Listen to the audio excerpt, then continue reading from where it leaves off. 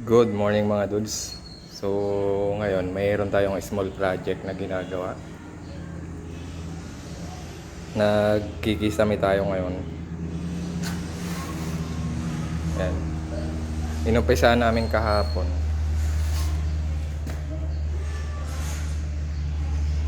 Yan, nakapag-framing na kami. Itong side na to.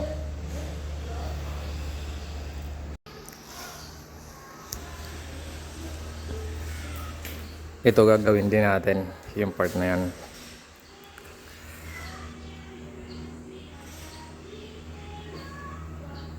So inuna lang namin itong maliit.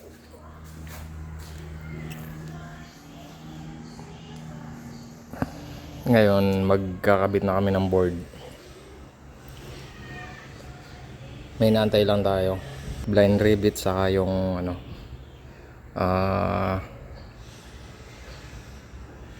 mag-a-approve nung pwesto ng ilaw kasi maaring mabago. Ayan, hindi pa kasi namin alam kung papalitan or iyan pa rin yung gagamiting ilaw.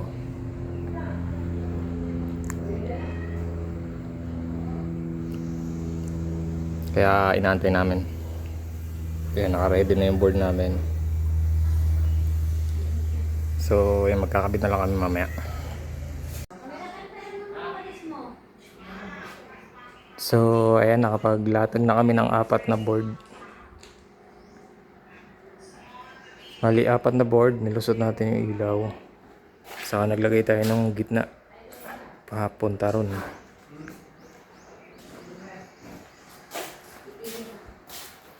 Ayan.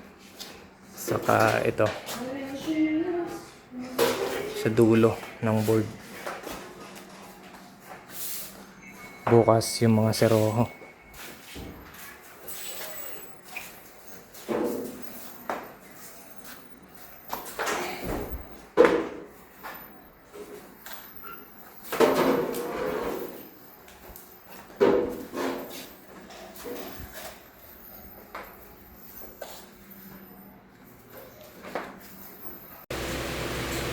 So, yan. Tapos na kaming maglatag dito.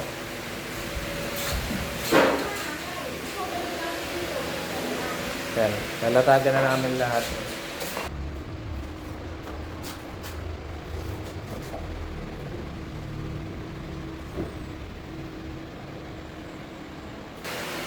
Ngayon naman, pili pa tayo ron.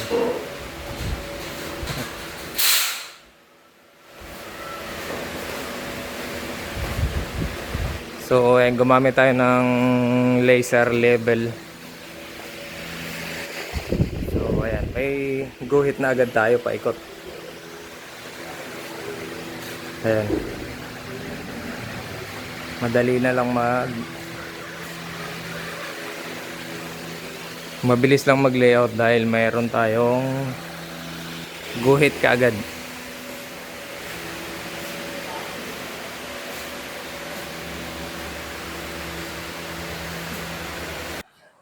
Good morning mga dudes. Dito man tayo sa kabila.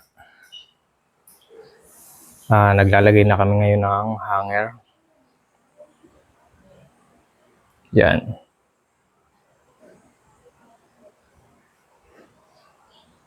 Inuna lang namin yung dun sa trusses kahapon. Tapos ngayon, kabit kami ng wall angle. Dito paikot dyan sa naka-open.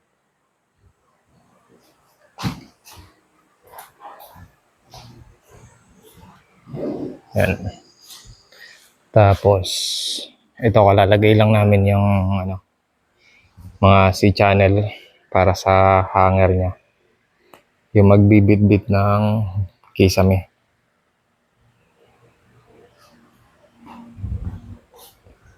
Susunod natin to mamaya.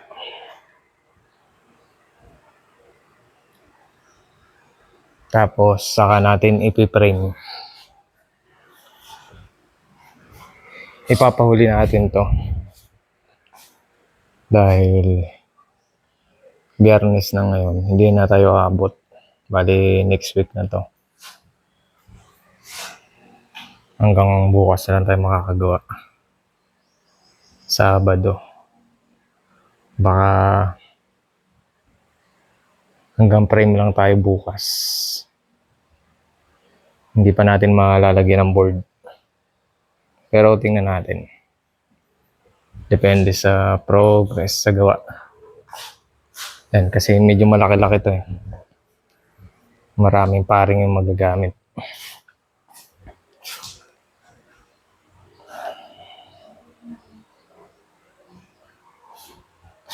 Then yung iayos pa yung wiring.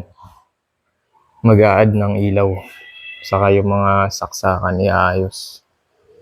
Kaya abutin pa to next week.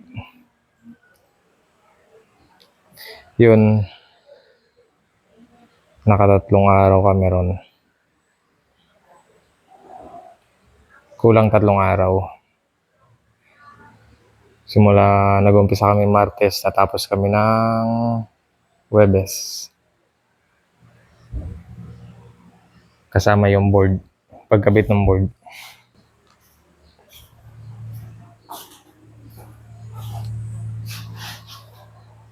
Bali, pang 4 days natin.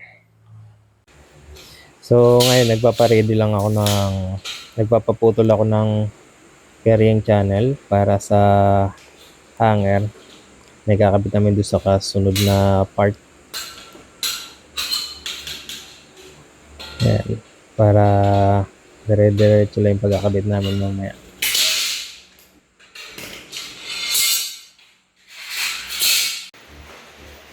At ito yung natapos namin today. Nakapaglagay na kami ng metal paring. Pwede nang kabitan muna ito ng board. Hindi muna namin didiretso. Ayan. Kapos pa to. Kailangan mga nasa 1 metro pa yung kulang para umabot dito. Ayan.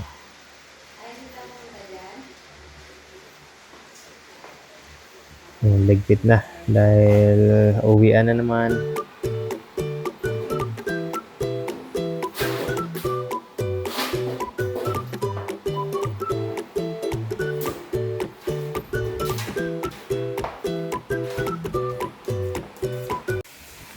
Good day mga dudes. So ngayon nakapagdugtong na kami ng metal paring. Ayan. Yung halos 1 meter na kulang. Nabuo na namin, tapos ito may kanto rito. Dito kasi sa may stage parang naka-cove yung ceiling niya dito, nakalubog yung gitna dahil hinabol natin yung taas ng stage. And nilalagyan natin ng frame ng wall angle sa gilid, sa kanto. Nakalubog yan, paikot talagyan natin. Didiretso natin yan dun.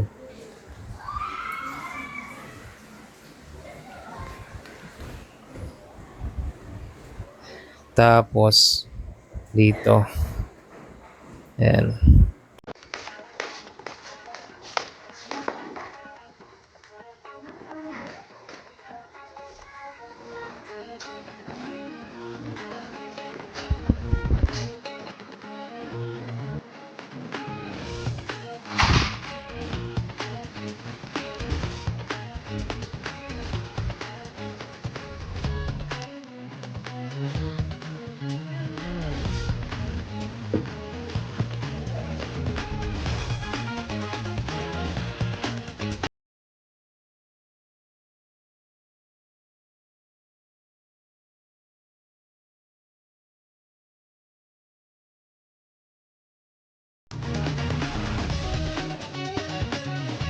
nasa 70% na yung nalalatagan namin ng board.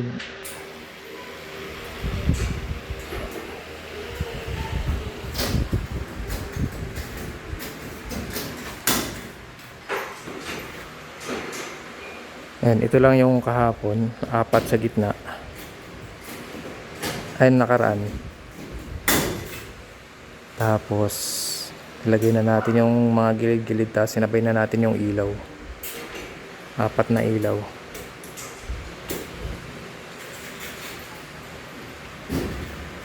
Yan, nasa 70% na. And tutuloy natin yung mamaya rito. Itong harap.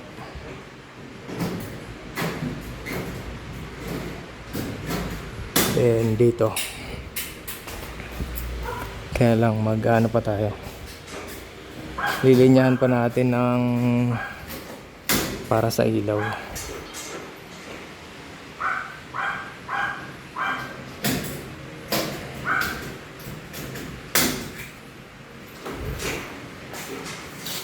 Yan, 6 na ilaw dito sa mataas, tapos isa rito and isa rito sa kabilang side.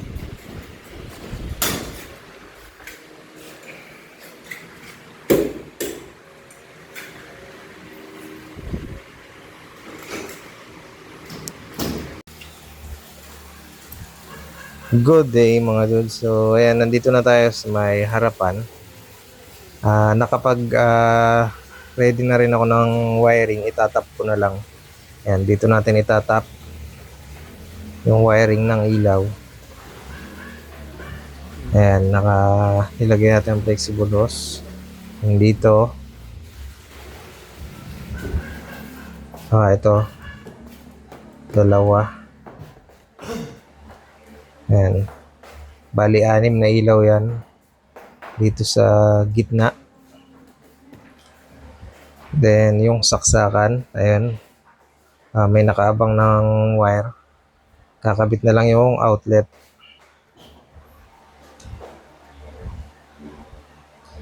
Tapos, yung side na to, ayan. May nakaabang na rin tayo sa outlet dyan. In case na kailanganin nila ng outlet, mayroon silang pagkukunan. Ngayon, nilalatagan na namin ng board. Ayan, yung diskarte namin. Naglalagay ako ng kaputol ng metal paring. Pang sapo dun sa board. Ayan, tapos, ayan. Para pagkakabit namin, hindi kami hirap. Kasi medyo mabigat din yung board. At maaari kaming maputulan.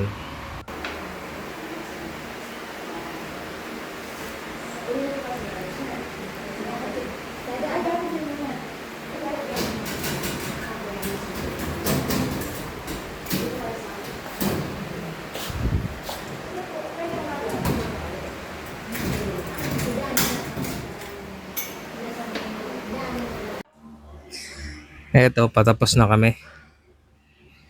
Kunti na lang. Isang seroho na lang yung kulang. Ayan.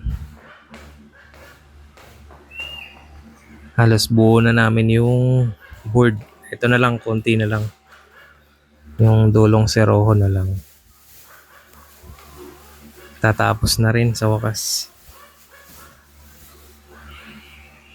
Konting hinga na lang. Yan, ito yung design niya. Nakalubog yung ceiling niya dito. Yun yung saksakan. Yan. Dapat pantay lang to. Pero ayan, sinabi natin na pwedeng taasan kasi bababa masyado yung harapan yung stage. Kaya ito yung ginawa natin. Pinataas natin, nilubog natin. Kaya ganyan. Nagkaroon ng design yung ceiling. And halos tatama na dun sa cross. Pagka pinantay lang natin, pantay lahat ng kisame. Ayan. Gumagana na rin yung mga ilaw na kinabit natin. Bali, 8 pin light. Yun ang nakalagay dyan sa harap. At isa na lang, tapos na tayo.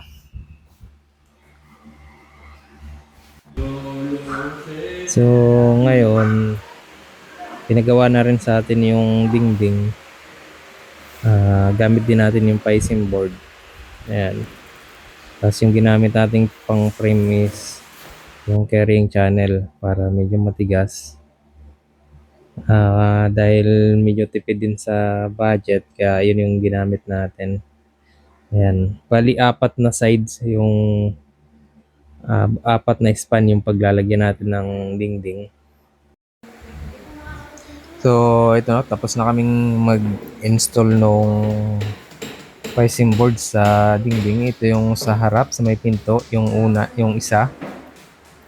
Tapos ito yung tatlong span dito sa gilid. Ayan. Ito yung huli namin ginawa. Then, ito yung pangalawa. At ito yung nauna. Bali, pangatlo namin ginawa yung nasa may pintuan. Yung una nating pinakita. At dito na nagtatapos dahil tapos na kaming magkabit ng dingding at ng ceiling. Ito yung kabuuan ng stage. Ayan.